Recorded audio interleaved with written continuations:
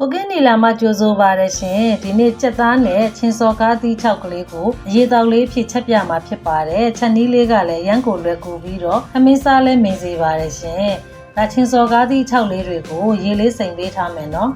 ပါဝင်ပစ္စည်းလေးတွေကတော့ကြက်သွန်လေးကိုဒီမှာပါပါလေးလီးပေးထားပါတယ်เนาะကြက်သွန်လေးအလုံးကြီးတစ်လုံးစာပါပြီးရင်ကြက်သွန်ဖြူထောင်းပေးတယ်ဂျင်းလေးထောင်းပေးထားပါတယ်လူသီးစိမ်းကိုတော့ဒီမှာခက်များများလေးညှက်ပေးထားပါတယ်เนาะခရမ်းကျင်သီးလုံးကြီးတစ်လုံးကိုတီးပေးထားတယ်ပေါ်ကအုပ်ဖို့အတွက်နနမင်လေးပါထည့်ပါတယ်ရှင်ကြက်သားလေးကိုတော့အခုလိုအတုံးသေးသေးလေးတွေတုံးထားမယ်เนาะပြီးတာနဲ့အသားလေးတွေကိုရတာလေးစပြီးတော့နေပေးပါမယ်ကြက်သားမုတ်လေးထည့်တယ်စားလေးနင်းငယ်ထည့်ပါတယ်ငါးငပြာရည်တစုံထည့်ပါတယ်